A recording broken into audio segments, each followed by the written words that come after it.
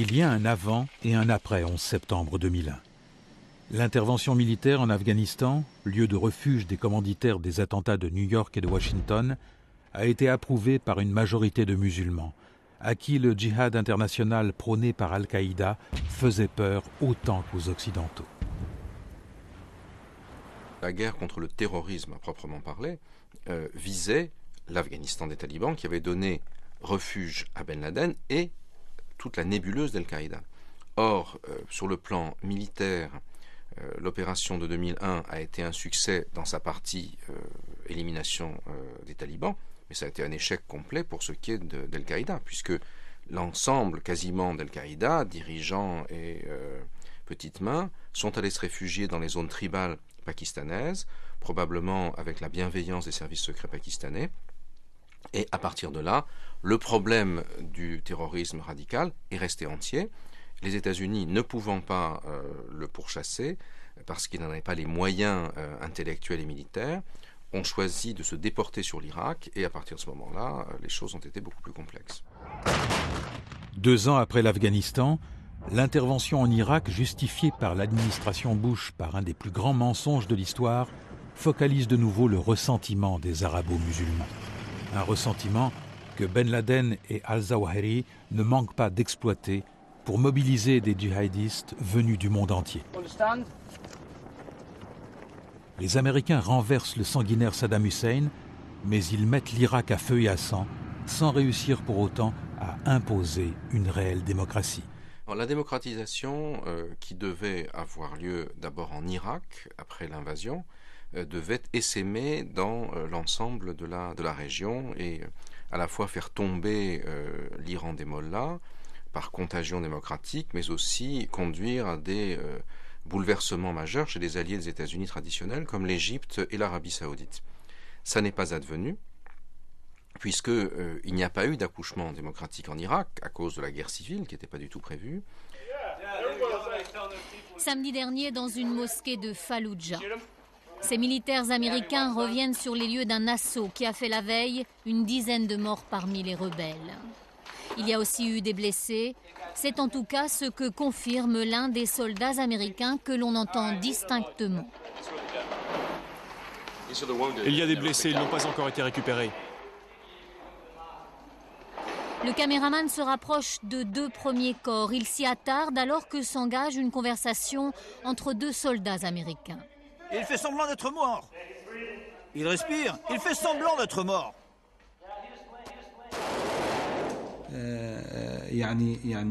Les musulmans se sentent très humiliés par les attaques directes et répétées contre leur religion, où qu'ils se trouvent dans le monde. La guerre que l'Amérique prétend avoir lancée contre le terrorisme islamiste leur apparaît d'une certaine manière comme une guerre totale contre l'islam.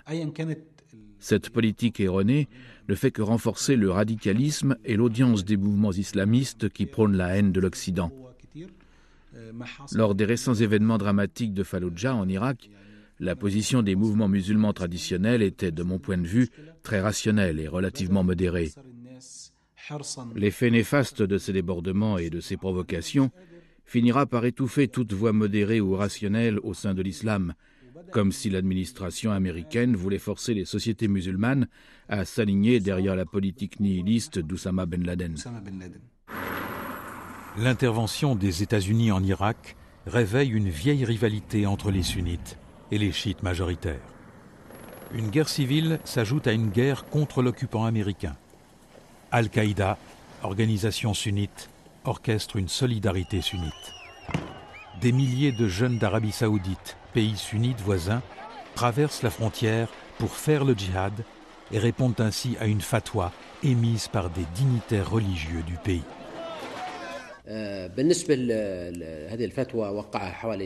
Cette fatwa fut signée par environ 26 oulémas et professeurs d'université. Elle visait 2 points essentiels. Tout d'abord, nous pensions qu'il était absolument légitime, selon les lois internationales, que le peuple irakien puisse résister à l'occupation américaine par tous les moyens. La présence américaine en Irak est une invasion illégale Et les Irakiens ont le droit absolu de lui résister à travers les moyens qu'ils estiment être les plus adéquats et les plus efficaces, que ce soit à travers la désobéissance civile ou même par les moyens militaires qui visent uniquement les militaires et non les civils. Quand les États-Unis ont envahi l'Irak, on avait typiquement des armées d'un pays croisé qui envahissaient une partie de la terre d'islam. Et Al-Qaïda a vu là sa grande chance de mobiliser à travers le monde et de sortir de son ghetto de groupes terroristes sectaires et d'avoir véritablement un terrain d'expérimentation par excellence. Ils croyaient qu'ils allaient pouvoir mobiliser le monde musulman tout entier dans un djihad dont ils seraient les protagonistes. En fait, en Irak, plus que des Américains ou leurs alliés, ce sont d'autres musulmans, des chiites, qu'ils ont tués. Et ce qu'ils espéraient être le djihad, le combat sacré pour l'islam, s'est transformé dans ce qu'on appelle dans le monde musulman la fitna, c'est-à-dire la guerre à l'intérieur de l'islam, la sédition confessionnelle, qui a brisé les rangs de la communauté et qui a eu pour conséquence que finalement même les meilleurs alliés d'Al-Qaïda en Irak, c'est-à-dire les sunnites locaux, se sont dissociés d'eux. Et pour Al-Qaïda, paradoxalement, l'Irak dont ils attendaient tout, l'invasion de l'Irak dont ils pensaient que ce serait leur grand succès, a été, à mon sens, l'arrêt de mort de l'organisation dans sa capacité à mobiliser les masses.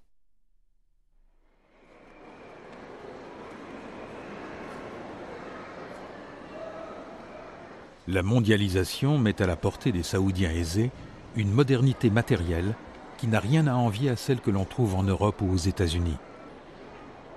Mais dans ce pays contrôlé par les wahhabites, la globalisation des biens matériels ne va pas de pair avec celle des mœurs ou des idées. L'islam rigoriste subi par les femmes ne tolère aucune contestation.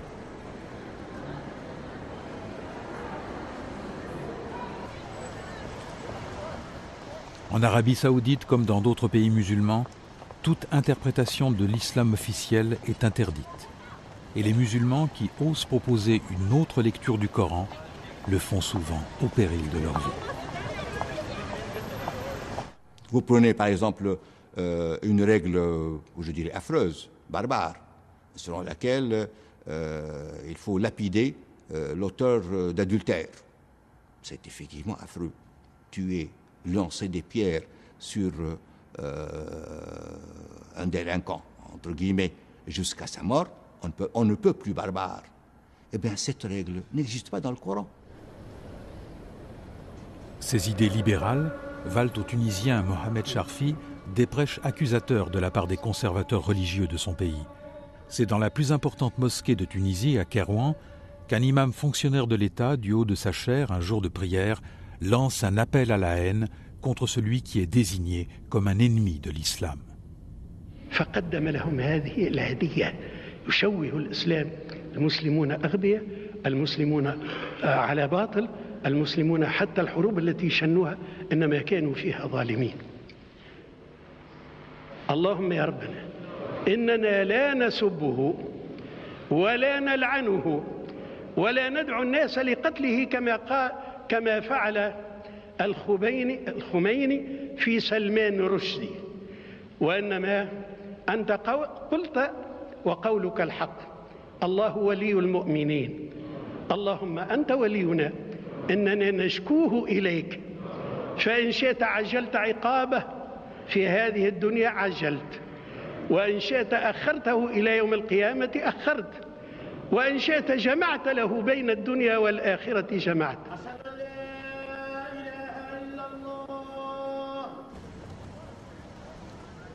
En Iran, c'est un mollah, un religieux, qui subit les foudres de ses pairs pour avoir osé livrer une interprétation libérale du Coran lors d'une conférence à Berlin. Ce que j'ai dit dans cette conférence et qui a abouti à mon arrestation, c'est que les règles sociales de l'islam, telles que les sanctions prévues par le Code islamique, ou les règles concernant la famille, les femmes, les droits des enfants ou l'organisation politique et sociale, peuvent changer en fonction de l'espace et du temps. Parce que ces règles ont été établies pour une période donnée, dans une culture donnée. J'avais même dit, par exemple, à propos du port du voile, qu'il s'agissait d'une règle de circonstance, donc modifiable dans son application au gré du temps et des lieux.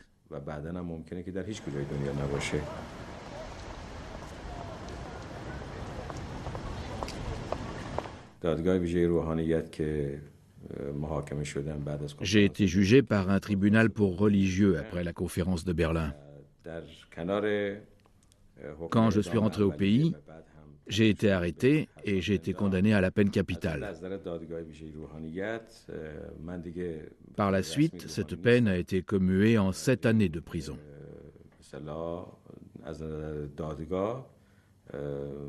On m'a interdit de porter mes vêtements de clerc parce que ce tribunal a considéré que je ne faisais plus partie du clergé.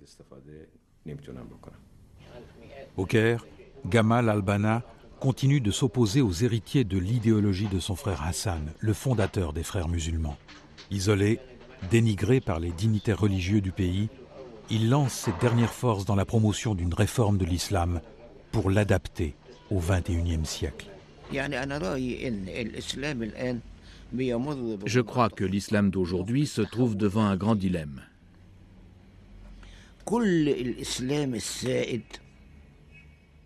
L'islam tel qu'il est compris et pratiqué aujourd'hui dans le monde entier, sous l'égide d'Al-Azhar en Égypte, des fondations religieuses iraniennes ou par les groupes wahhabites en Arabie saoudite, est un islam salafiste, l'islam des anciens. Cette pratique se réfère uniquement aux enseignements des savants musulmans des 3 premiers siècles de l'islam, durant lesquels les bases de l'interprétation du Coran et des textes religieux ont été établies. Ces enseignements ont fait leur temps, et les hommes de foi qui les ont pensés étaient indéniablement de grands génies. Mais leurs enseignements, 1000 ans plus tard, sont devenus caducs. Et je dirais même que le fait de continuer à s'accrocher à cette pratique va prolonger l'état de régression et de sous-développement des sociétés musulmanes. Voilà, à mes yeux, l'origine de tous les maux, si j'ose dire, qui rongent les sociétés musulmanes.